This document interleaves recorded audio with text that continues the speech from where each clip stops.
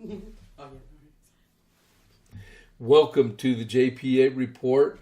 This is James Pierce with the JP8 Report with 2026 election interview with Coryell County Judge candidate Latisha Walton. Thank y'all very much for tuning in to our podcast today.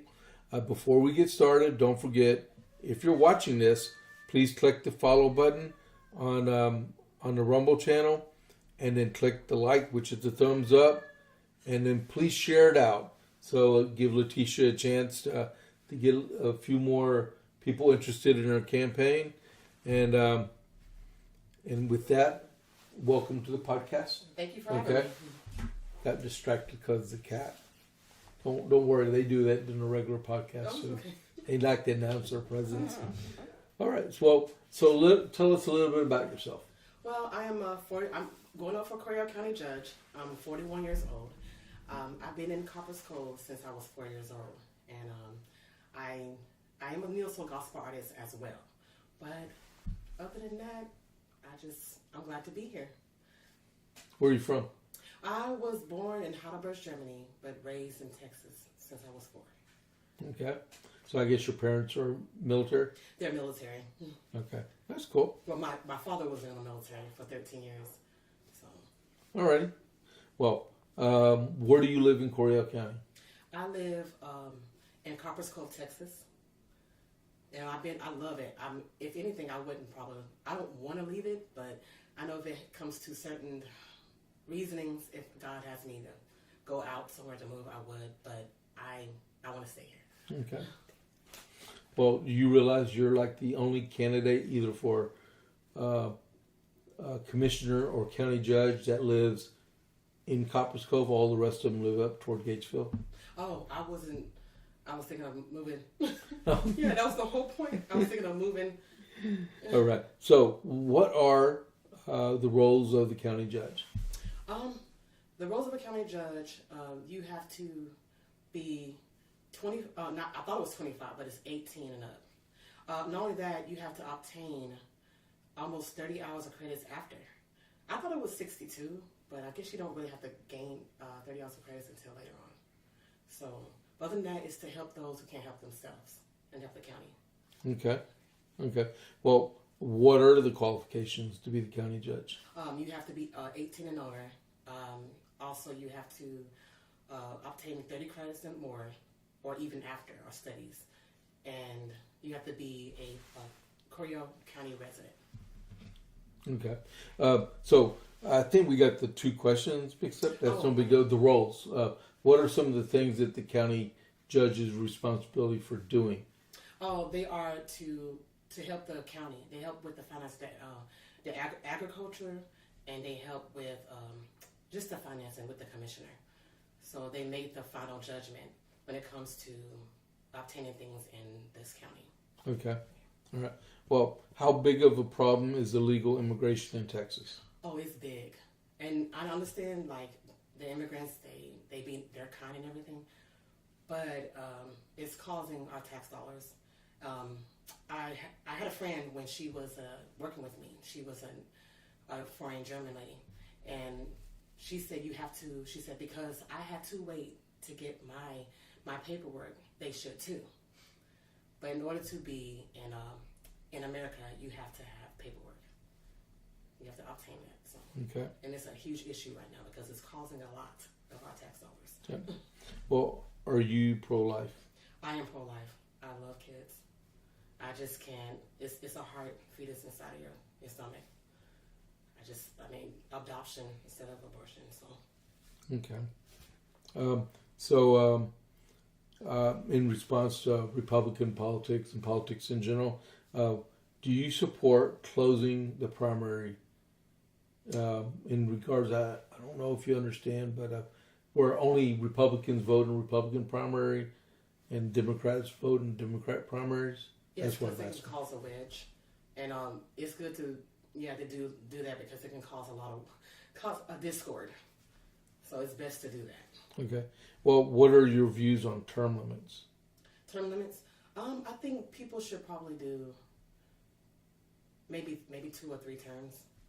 But other than that, unless someone is not going up for it, maybe like 2 to 3 terms. Okay. Do you support campaign finance reform? Yes, I do, because it helps out a lot, and it's greatly needed, and we all have to come together to get things done. Okay. Well, so if you were king or queen, if you were king or queen for a day, and could make one policy happen or be repealed, what one policy or issue would that be? For one day to obtain non-perishable items, or even just like something that's naturally healing. If we can just get that for just one day and have it for maybe everybody would be healed. But I just look at stuff oddly and differently. Okay. Well, what one part of county government would receive more attention if you were elected? I know that we need a jail. You're speaking about for a building. So like I was told that the biggest elephant in the room was the jail. Yeah. And it costing us $2.7 million to send them out to another county, Johnson County, etc. But if we have them stay here, we can get a jail bit here. It will only cost us $1.3 million. Okay. So we really need that because the workers are also exhausted too. Yeah. So it's for them, it's better bedding and so forth for the offenders. All right. And then what do you see as more pressing needs for infrastructure in Coryell County? That is the personal need. Okay. That's it. And the water, I know they want a water data. The only thing about that, it probably would cost because of it's computerized. Or is it computerized? So, but other than that, the roads, I know there's certain parts that needs to be fixed. But mainly the jails. Yeah. So what with water you were talking about? You know that we don't have an original source of water in Copper's Cove. I heard it was in a different county. Different counties, Lake Belton. Yeah, but Coryell County. If you look at it's like a baseball diamond, yes. And there is no natural source of water in our entire county at all. We have and it's we have to go to Lake Belton to get everything. Oh, okay. Instead of what if happens something to our pipeline coming from Lake Belton or Stillhouse, we would have to rely on either underground aquifer, which we don't have right now, or well water. Oh, yeah. Okay. And then what are what are your views on the Second Amendment? I support it. I actually have one. Okay. And I go places alone sometimes. I just support it. Okay. It's self-defense or looking out for myself. Well, at the county courthouse, I don't know how often you go up there, but at the county courthouse there's a sign out there for not allowing to bring weapons in. Would you recommend to the commissioners that there should be a change in policy? Yes, because you don't know who. Okay, if you're in a courtroom, you don't know when you might be attacked. So, well, not in the courtroom, but it's just, I feel. Are you talking about to bring it in the courtroom? No, not in the courtroom. Oh, not in the courtroom because you can't. Oh, yeah. See, I don't trust nobody in the courtroom. I don't trust nobody in the courtroom either because it's like somebody can. But in the general building, right? itself. In the general building, okay. But the police officer can kill. Yeah. Okay, that's all that matters. Okay. I seen somebody attack somebody and went over the little board to get to the judge. And I was like, man, I hope I have I've seen too many TV news reports of people doing that. Oh shoot! I'll just look kind of crazy. Like that one guy we saw just a couple years ago. He flew over the judge's desk and like. Oh, that's what I'm talking about. I'm like, he better hope I ain't have a gun. Yeah. Oh my goodness, that was so.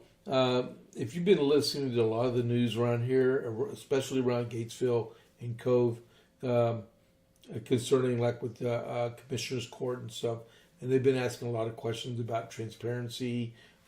If you tried to get an overview of what happened in Commissioner's Court, there's no video streaming, there's no video records. They just do an audio recording or a Zoom, and that's all. Okay. Do you have any views concerning that? Like transparency. Sometimes things just make sense. So like, even though it's nothing there, you can see straight through it because it's just there, and it's like, well, that's obvious. And sometimes I feel like that's actually that's another way. It's kind of a gift because once you see through things, you're observant and you're being diligent and wise. Well, would you want video cameras in the commissioner's court to show y'all's meetings? Because you'd be the senior Republican in the entire state. I mean, entire county. I'm sorry. I mean, they can because I don't know that right there. Because some things do disturb its privacy, but maybe, yeah. Well, if you go into executive session, you can't have any type of recording devices. Oh, okay. But in the open commissioner's court, you could. Okay. But I mean, that's something y'all would have to come to an agreement for, whether to continue to do a Zoom or do a camera system or just recording or even just a transcript. A lot of places around here have been doing video recording, video streaming, so everyone can see like on a YouTube channel and stuff. Well, people got to know who the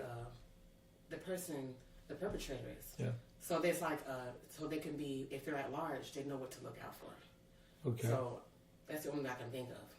But other than that, I think it's a good idea to keep that. Okay.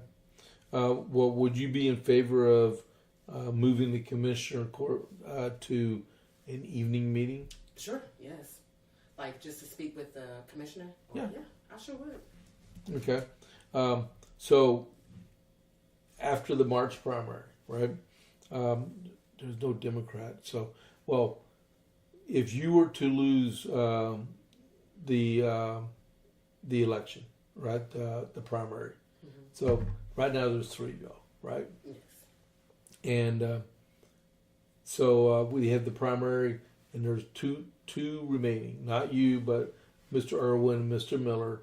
Would you support one of them? I will support one. Support one of them, yeah. Well, you can't support both. You can only go for one. All right. I know which one I'm supporting. Yeah. So yeah, it could, because if you look at it, there's no Democrat. So whoever wins March 3rd or the runoff, which would be, I believe, in late May, is going to be the Republican nominee, and then he would be the county judge for 4 years starting in January. Because there would be no election in November because they're it. Because there's nobody else there, right? Okay. Well, the one I'll support, he is so kind. No. You want people to vote for you. Yes. Yeah. Yes. Yeah. Right. Yeah. So why do you want to be the county judge? Because I know how it is when you're feeling down and under. It happened to me. So with the things going on in this county, it's just that you don't want your tax dollars to go up, especially in time of inflation. So I want to bring the tax dollars down. But other than that, I want to help the people. I know how it feels when you feel down and out. But to help those who cannot help themselves. Are you ready for it? Yes, I'm ready for it. I'm definitely ready for it. It's a lot of hours involved in being. I was a workaholic at TDC. That's how I got sick. I was like, I still went to work. So you used to work at the jails? I used to work at death row for 2 years, and I went to Harbor unit for 5. Okay. Yeah. At that unit, I got sick on the unit. Okay. They had to transport me, and unfortunately, I got discharged. They want me to come back though, but I was like, God has bigger goals and dreams, but I love working for that. If you ever want to work for there, that is a good spot. Okay. There's some good people. So do you want to ask for the people's vote when they see this? Yes. If you do vote, yes, do consider me, because I do want to fight for some things that y'all not even, I'm not going to say aware, but things that many people are not capable of. But my words are very precise, and I elaborate very well. So I will definitely get it done. Okay. Well, let me sign off on the podcast. So just give me a minute. thank you all very much for tuning in to our podcast today. And with Latisha Walton. So consider her for the March 3rd primary. And don't forget to please click the follow button for the podcast and click that like button. And please share it, okay? And then just to let you know, we broadcast Monday through Friday, 6:30 to 7 in the morning and 12 to 1 in the afternoon. And it would be greatly appreciated if you watch our podcast. All right. So this is James Pierce with the JP8 Report. I'll catch you on the flip side. I'm out.